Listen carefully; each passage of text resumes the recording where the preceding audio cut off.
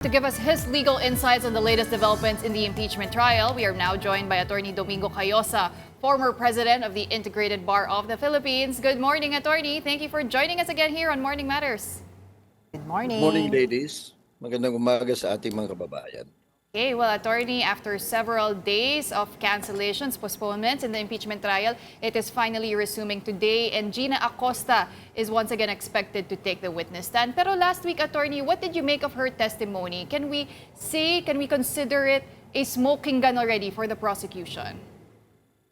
Well, it could be considered a very important testimony and very damaging to the Vice President, considering that she is from the camp of the Vice President. So, kumbaga, inside information yung kanyang sinasabi. She is considered a hostile witness, and so far, to a great degree, the prosecution has been able to elicit from her damaging admissions and statements damaging to the Vice President's defense.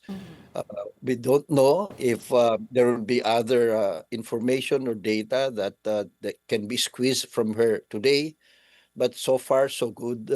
And yung cross-examination, they were also able to point out a few.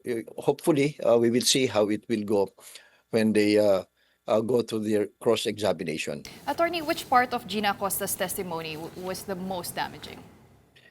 Yung sinabi niya na kaya niya ginawa yon, binigay dun sa taong hindi dapat disbursement officer yung pera, yung bultuhang pera, because that was the utos of the Vice President. So it really puts the Vice President squarely in the frame, because she could have said, ako lang ho may alam niyan at hindi alam ng Vice President. So she could have saved her boss, but she said the order came from her.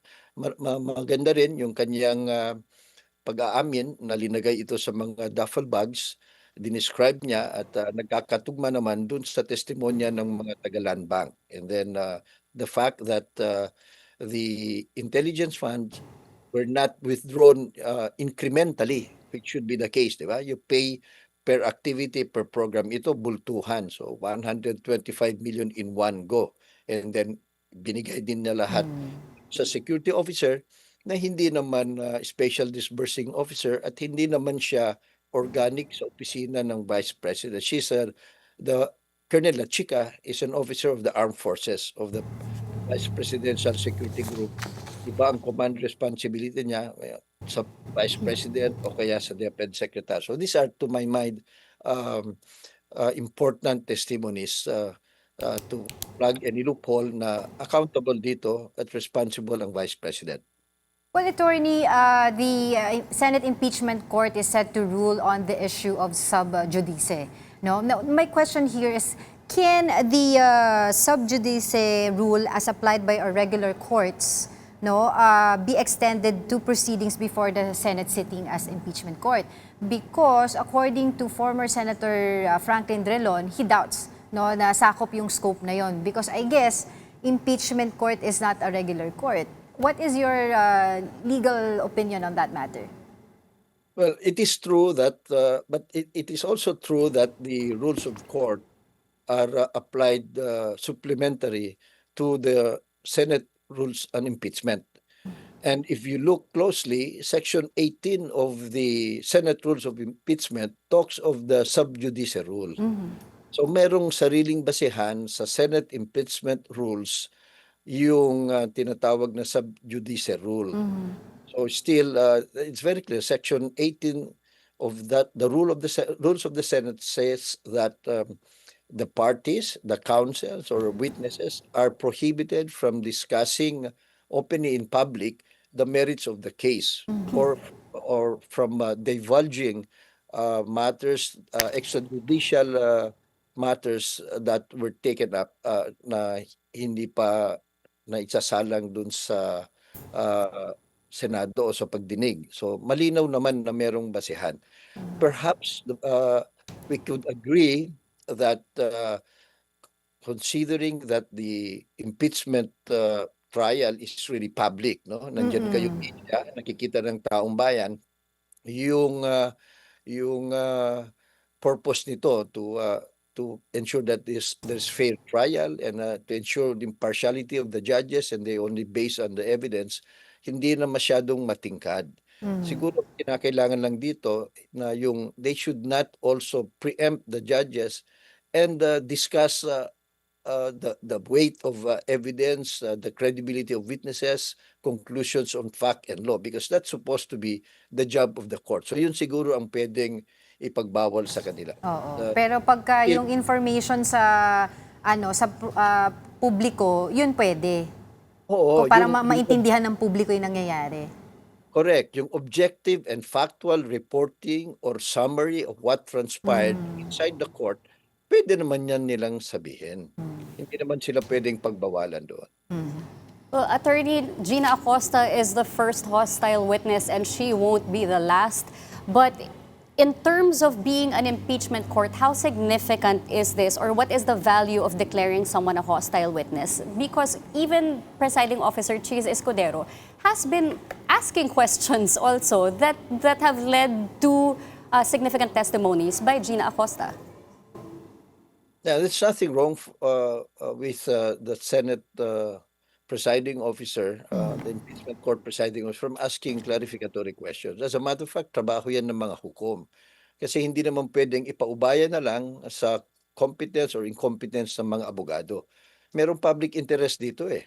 Ang buong bayan gustong malaman ang katotohanan. So dapat yung mga hukom, especially the presiding officer, tumulong siya para mailabas ang katotohanan. So pangalawa, yung very important yung hostile witness kasi kakampiyan nung kabila eh. So yung as far as judges are concerned, kung merong mga material and relevant na pag-aamin o statements or testimony ang hostile witness, mabigat ang dating niyan dun sa mga hukom. Attorney, what about Ramil Madriaga? Do you think the prosecution should still call the alleged bagman of the vice president? I mean, how important do you think his testimony would be when it comes to establishing the chain of custody and even the use of the confidential funds? Well, insofar as the chain of custody is concerned, maliwanag na nai-withdraw at direktang binigay kay Colonel La Chica. So it will be now for the office of the vice president to explain why she allowed or she ordered the release of the huge amount to a person who's not a special disbursing officer in concrete violation of the COA circular. Pangalawa, it is now for Colonel La Chica, if he is presented as witness of the defense, to explain saan ba niya dinala ang mga ito at paano niya na-disburse ito in 11 days. So ito yung mga maaari niyang explain later on. For now, we don't know what the theory of the defense is because in the answer of the vice president, wala siyang specific denials and allegations. Yun ang mahirap. Puro general denials ang ginawa nila. So we don't know how creative the defense will be in making up for the very damaging revelations and admissions of this hostile witness. Yun nga, attorney because according to Representative Terry Ridon, itong testimony ni Gina Acosta is one of the strongest pieces of evidence that the prosecution have, no? Pero kailangan ba nilang ipresenta rin, no, on their side sila Chica as probably another hostile witness para lang magkaroon ng kumbaga link doon sa sinabi ni Acosta?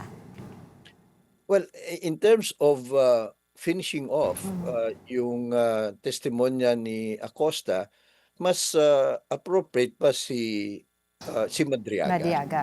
Oo, kasi siya yung nag-a-allege na kinuha namin yan sa bangko tapos dinala namin sa ombudsman, dun sa mga iba't ibang nabultuhan.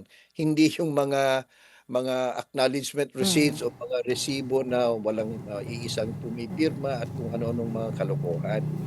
So, if the testimony or the knowledge of Madriaga jives well with what has been testified by the bank officers and Acosta, then maari siguro. But of course, depende rin kung anong buong katotohanan. Kasi kung kinukuha niya ng kalokohan o kasinungalingan yung naunang mga salaysay niya, baka dun pa siya i-discredit. So we don't know.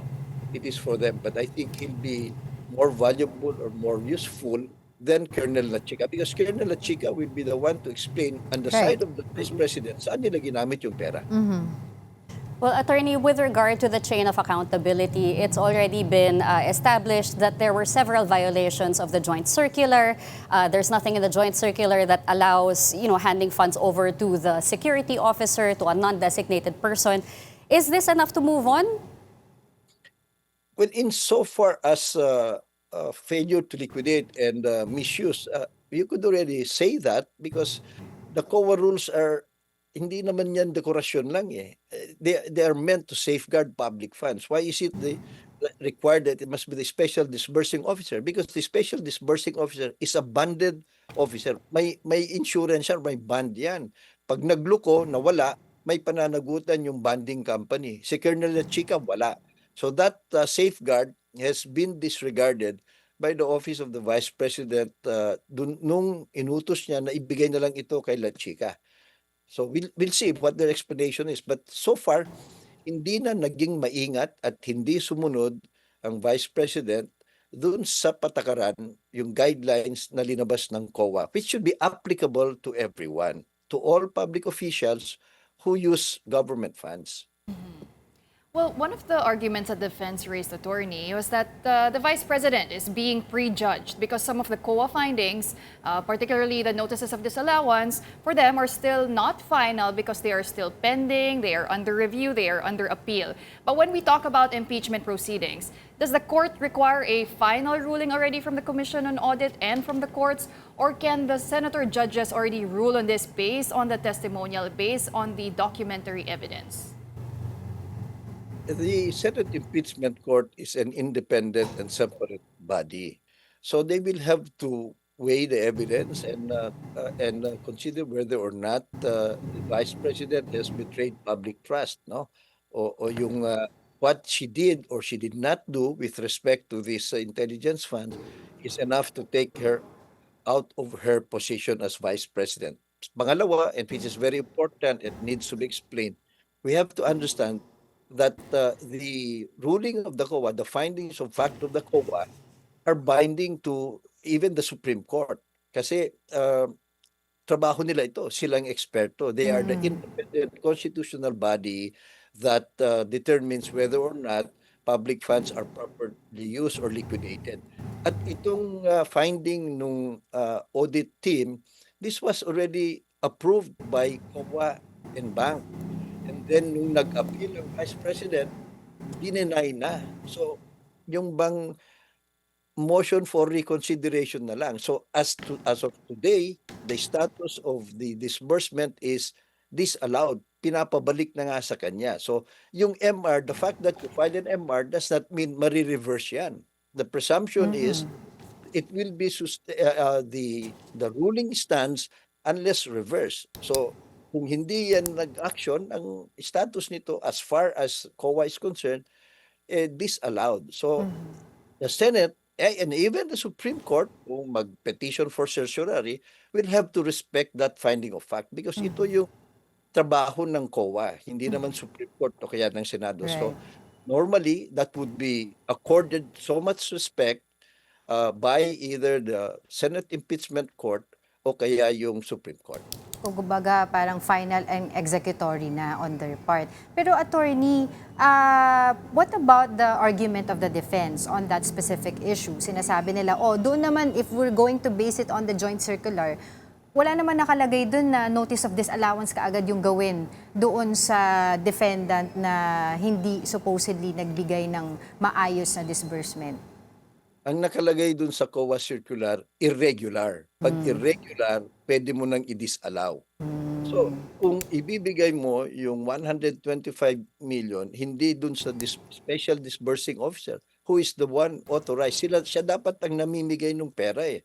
Kasi funded siya. Ibigay mo dun sa isang tao na hindi naman organic sa iyong agency, at hindi naman siya banded, irregular na yon. So there's also factual basis for the auditors of COA to say disallowed na yan. And this has been upheld by COA and bank. siguro ang gawin natin, kalampagin natin ang COA, mga commissioners, ginawa na ng mga tauhan nyo yung trabaho nila, in-affirm yan. Bakit ang tagal yung Tagal. desisyon nung may motion for reconsider? Ano bang hinihintay Exactly. nila, di ba? Oo. Justice, bilis naman dito. Huwag natin Oo. patumpik-tumpik sila because the search for truth and for accountability is not only with the Senate Impeachment Court, with the prosecutors or the Supreme Court. Kasama dito lahat ng ahensya ng gobyerno na may kinalaman dun sa issue. But having said that, attorney, do you think that there are also lapses on the side of the COA's processes? Kasi narinig naman natin paano yung mga naging proseso during the impeachment trial, impeachment proceeding. So, do you think meron bang mga naging lapses din dun sa proseso na dapat baguhin on the side of COA? Or okay lang yun? Well, I think the joint COA and other agencies circular 2015-01 is okay by itself. Mahirap lang dito at tama naman yung pag-iistrikto ng mga COA auditors, mga middle level officials ito eh. Ang mahirap, yung COA as a whole, mga commissioners, kung minsan mabagal sila kumilos. Siguro pag walang impeachment case, hindi pa lumabas ito eh. Na-dribble-dribble ito eh. Yun ang dapat pansinin natin na it is very commendable for middle-ranking COA officials to stand their ground and be strict with the audit of government funds. Itong mga commissioners, anong ginagawa nila? Di ba dapat mabilis din nilang desisyonan mga ito? At hindi lang sa Vice President, ang dami ring mga matataas na opisyal na sangkatutak ang kanilang intelligence and confidential funds. Anong nangyari doon? Di ba dapat malaman din natin? Attorney, much has been talked about with regard to the timelines of the impeachment trial, whether it should be scheduled in the morning or the afternoon. And another one is presenting all 4 articles by the prosecution before the defense comes in. What does the prosecution need to do to make sure that the people do not forget the important testimonies that they heard?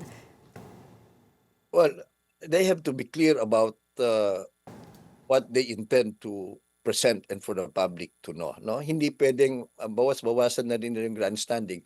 And they should push for admissions even at this stage. They missed that during the pre-trial kasi yung we understand from public pronouncements and media reports, ang umaayaw kasi sa stipulations yung defense eh. So they should keep on pushing for stipulations and in a few instances they were able to succeed. At ito namang Senate, they should encourage and keep on pleading with the Senate Impeachment Court to help expedite the process. But by getting the defense to agree to stipulation, kasi libo-libong mga dokumento yan eh. So the Senate should also be in better control of the process. Hindi na pwede yung kung anong gusto ng bawat isa, okay na. Kung hindi magkasundo, okay na lang, pabayaan natin. The Senate also should be the lead institution in ensuring na mabilisan ito. At simplihan na lang nila. Nasa sidetrack tayo sa kung ano-ano eh. So yun, they have to keep on doing that. And I hope that the prosecution can also consider dropping some of the corroborating witnesses na lang. If you have already made your point, establish your case, wag na yung pahabaan ng napakaraming mga witnesses pa. Oo, kasi attorney, for itong article ng misuse on confidential funds, parang nasa 30 plus pala yung listahan ng witnesses ng prosecution, ano? But attorney, what is your reaction to the plan of the impeachment court to move the trial back to the afternoon? Ito, nilipat na nila sa umaga, ngayon babalik na naman sa hapon. But what did you make of that? Well, I think it's a wise move. It is overdue na gawin na lang nilang hapon. Why? Number one, in the orderly presentation of evidence kasi, mas maganda na tuloy-tuloy. Para sa ganun. Kasi ang nangyayari noon, umaga and then mag-break for lunch and then after that, tuloy ulit and then ikakat nila midday kasi magsa-session sila. But mag-session na lang sila mauna and then after the session, tuloy-tuloy na so that it can extend up to the night kung masipag talaga yung mga senador. Pangalawa, for practical purposes, maganda yung tuloy-tuloy para walang pagkakataon naman both parties na i-coach yung mga witnesses nila o kaya mag-regroup. Kasi importante for credibility and for accuracy and truth na tuloy-tuloy yung kwento, the direct and the cross-examination, para sa ganun, fresh pa rin yung kaalaman natin at the same time, yung walang pagkakataong magsingit ng kasinungalingan o kaya magturo o mag-recover. So, mas maganda sana na tuloy. I think it's a good idea. I hope they will do that. They will adapt afternoon session na tuloy-tuloy hanggang sa gabi. Pero attorney, plano din po kasi ng korte is one witness per day. Feasible po ba yun, attorney?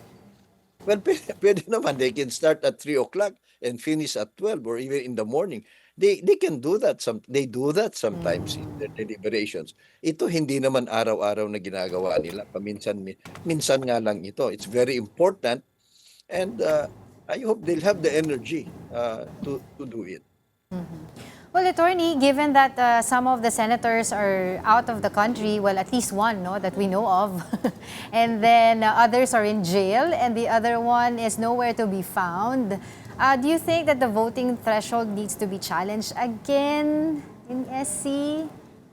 Well, of course, the interpretation of what the Constitution means when it says 2/3 of all the members of the Senate, at the end of the day, ang may authority to interpret that is the Supreme Court. But Yeah. that has been much discussed in all legal circles. At my personal position on that, from one who has taught constitutional law and keep on studying the Constitution, 2/3 of all the members of the Senate means 2/3 of those senators who sit as impeachment judges. Wala namang nakasulat sa Constitution na 16 yan eh. Basahin ho ninyo, wala. So it's not an absolute, it's 2/3 qualified majority. And then all the members of the Senate refers to the Senate as an impeachment court. So yung mga senator judges. And it is basic principle in due process, in fairness, that a judge who does not participate in the hearing cannot rule. He's Right. not, so hindi ho pwede yung absentee judge. So, and those very clear legal principles and even the wording of the Constitution taken together with the other provisions about impeachment would point na 2/3 of those senators, members of the Senate, who sit or who sat as impeachment judges. Right. Attorney, with regard to the absences, no, some senator judges have been absent for quite a number of days. Some have been seen watching from the lounge. We don't Live streaming. Live streaming. How important is it for the senator judges to be present, to watch live from the floor?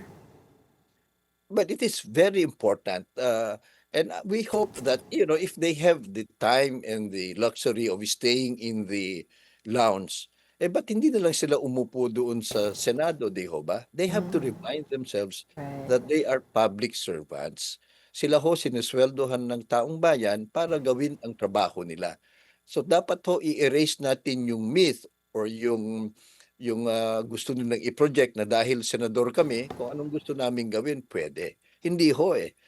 You are servants of the Filipino people. You are elected representatives. Please do your job, di ba?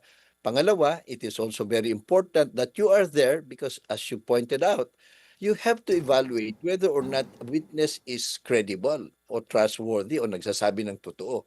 You should be able to interject clarificatory questions for your sake, kung hindi mo naiintindihan o kaya for the taong bayan or the fellow senator. So, they have to participate. So, mas maganda ho sana nandun sila. We could understand kung mag-CR ka lang, di walang problema, sandali lang naman. Pero nagkakape kayo dun sa lounge, nag-uusap kayo, pero present kami kasi nanonood naman kami. Di bumalik na lang kayo, di ba? Present naman pala kayo. So, yung mga matagal nang nag-absent kasi nga nagtatago sa batas o kaya yung nakakulong, talagang wala tayong magagawa. Medyo mahihirapan na sila mag-participate because masyado nang mahaba yung absence nila.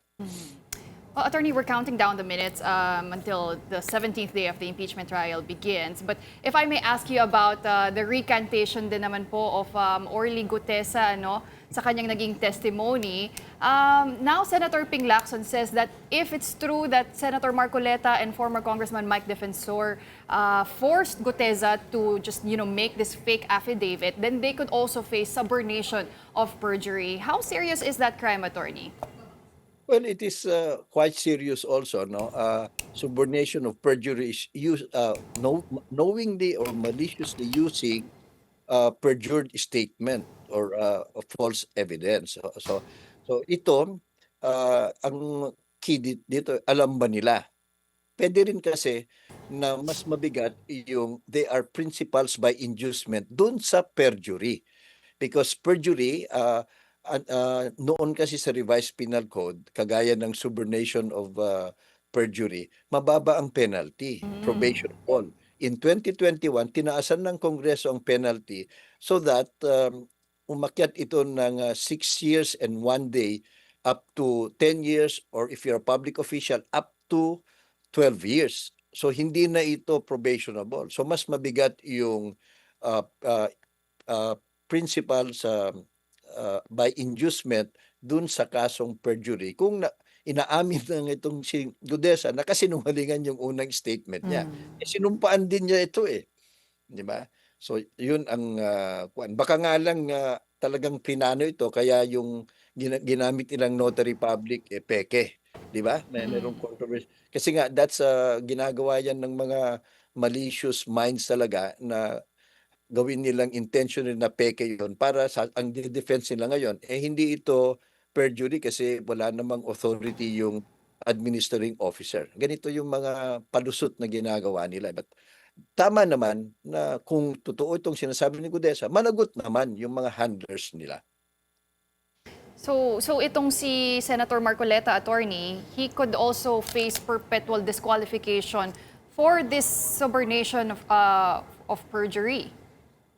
Yes, because kasama yan dun sa penalty sa batas eh. At abogado siya, mas matindi, mas stricto yung Code of Professional Responsibility and Accountability ng mga abogado. Kung mapatunayan na malicious ang ginawa niya nito at totoo, maaari siyang madisbar. Alright, and now for the impeachment trial naman, attorney, now we're already seeing the senator judges. So with that, thank you so much for sharing your time and insights with us this morning. As always, that was former IBP President, Attorney Domingo Cayosa. Thank you, attorney.